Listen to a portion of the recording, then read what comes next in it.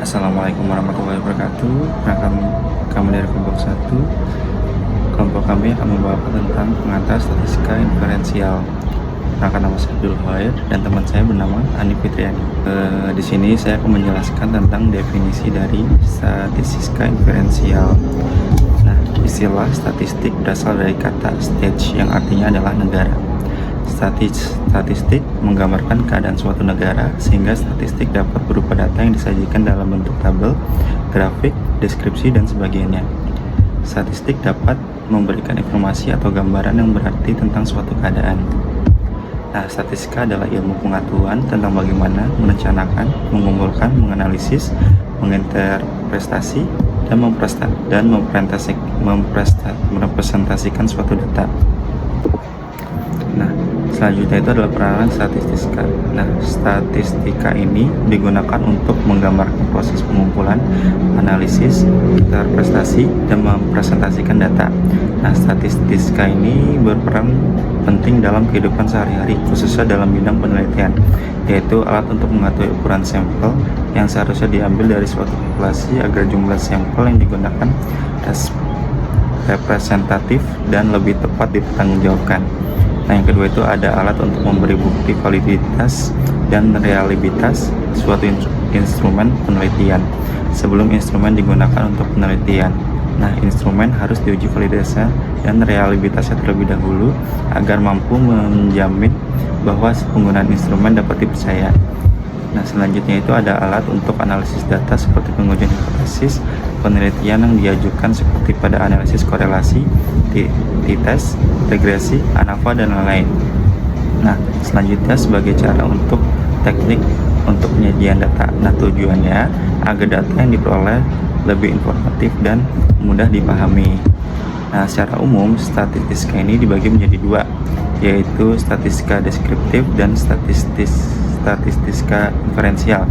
Nah, jika pada statistika deskriptif tidak ada proses generalisasi pada populasi tempat sampel diambil. Nah, statistika induktif merupakan nama lain dari statistika inferensial. Penarikan kesimpulan dilakukan setelah dilakukan pengolahan data yang diperoleh dari sampel. Dalam statistika inferensial dibahas dua jenis statistika, yaitu statistik parametrik dan statistik non parametrik. Nah, selanjutnya itu ada statistik deskriptif. Nah, statistik deskriptif itu adalah metode yang berkaitan dengan pengumpulan dan penyajian suatu data sehingga memberikan informasi yang berguna. Nah, itu menurut Walpole tahun 1995. Nah, statistik deskriptif berfungsi untuk mendeskripsikan atau memberi gambaran terhadap objek yang diteliti mau melalui data sampel atau populasi, tidak ada proses generasi atau menarikan kesimpulan hipotesis. Nah, selanjutnya itu ada statistik inferensial. Metode yang menggunakan rumus statistik dan hasil perhitungannya dijadikan sebagai pedoman dalam membuat kesimpulan secara umum atau menggeneralisasikan.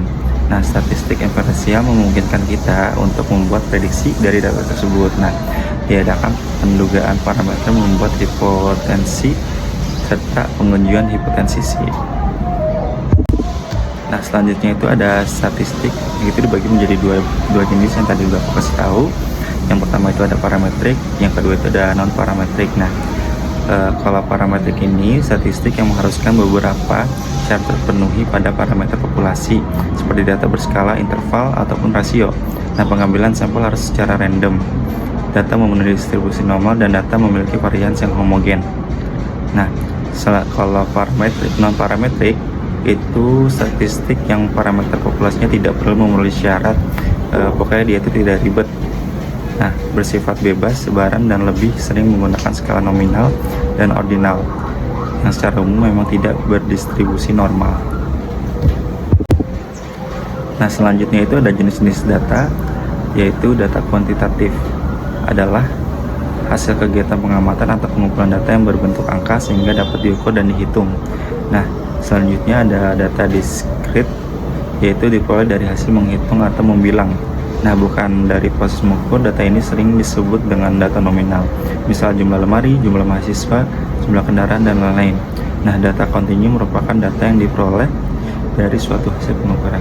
Sekian teman-teman dari yang tadi udah kejelasin. Selanjutnya itu akan dibawakan teman aku oleh Ani. Selanjutnya untuk Ani aku persilakan.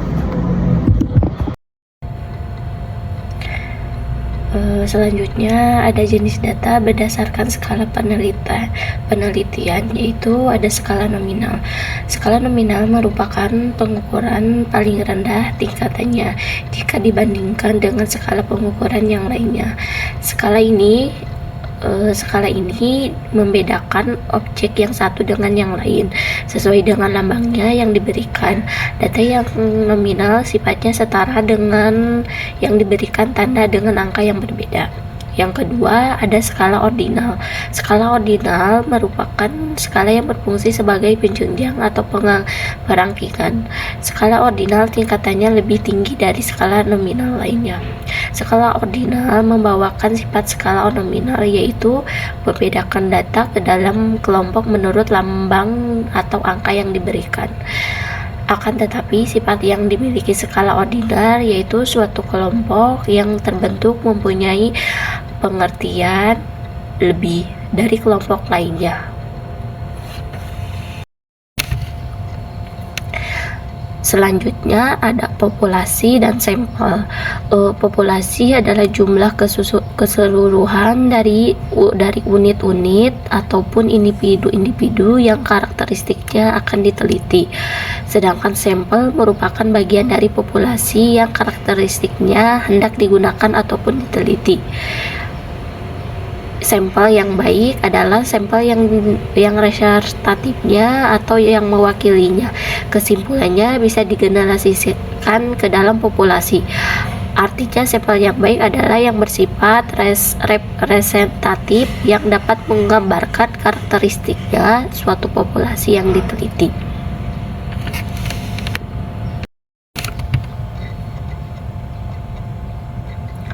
Tujuan diambilnya sampel dalam penelitian yaitu karena jangkauannya terlalu luas dan terlalu banyak, sehingga tidak memungkinkan untuk dilakukannya pengambilan data pada suatu populasi.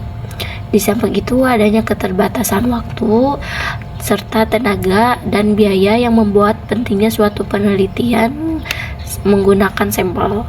Adapun manfaat dalam pengambilan sampel dalam penelitian diantaranya yaitu pertama penghematan waktu dan penelitiannya, yang kedua penghematan biaya penelitiannya, yang ketiga memperluas ruang lingkup penelitian, dan yang keempat mampu menghasilkan kesimpulan yang lebih akurat. Agar sampel yang digunakan representatif, maka pengambilan sampel tidak boleh sembarangan. Terdapat dua jenis cara pengambilan sampel, yaitu dengan teknik sampel probabilitas. Setiap anggota ataupun unit populasinya memiliki kesempatan peluang yang sama untuk bisa dipilih sampel ataupun objek penelitian.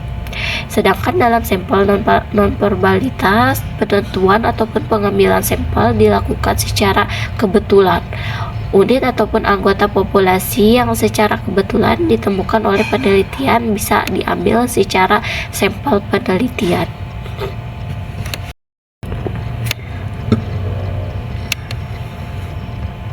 Selanjutnya ada manfaat pengambilan sampel.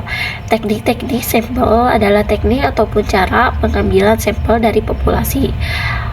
Sampel yang akan menjadi dasar sumber data yang kemudian akan diteliti dan kemudian dikenakan ataupun digeneralisasikan pada populasi.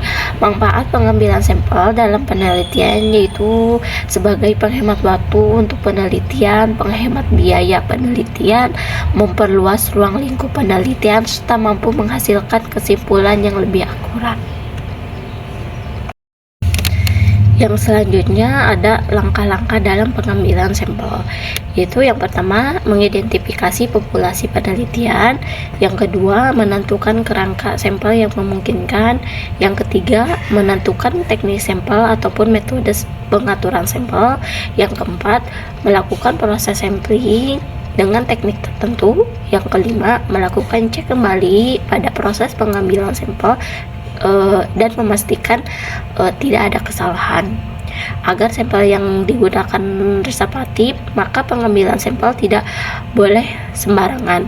Terdapat dua jenis cara pengambilan sampel, yaitu sampel secara probabilitas dan non-probabilitas. Dalam teknik sampel probabilitas, setiap anggota ataupun unit populasi memiliki kesempatan ataupun peluang yang sama untuk bisa dipilih sampel ataupun objek penelitian. Sedangkan dalam sampel non-probabilitas, penentuan ataupun pengambilan sampel dilakukan secara kebetulan. Unit ataupun anggota populasi yang secara kebetulan ditemukan oleh penelitian diambil secara sampel penelitian. Selanjutnya ada teknik-teknik dalam pengambilan sampel. Dalam sampling non-probabilitas, penentuan ataupun pengambilan sampel dilakukan secara kebetulan. Unit ataupun anggota yang secara kebetulan ditemukan oleh penelitian bisa diambil sebagai sampel penelitian. Berikut adalah teknik-teknik dalam pengambilan sampel secara penelitian, diantaranya yaitu satu, teknik random, yaitu secara acak ataupun sederhana. Yang kedua, teknik sampel stratifikasi. Yang ketiga, teknik sistematik. Dan yang keempat, teknik sampel cluster ataupun secara kelompok. Selanjutnya, ada teknik-teknik dalam pengambilan sampel secara non-probabilitas yang dapat dimanfaatkan dalam penelitian, yaitu sampling ataupun judgmental sampling, quotation sampling, yaitu sampling secara jata, dan yang ketiga ada snowball sampling.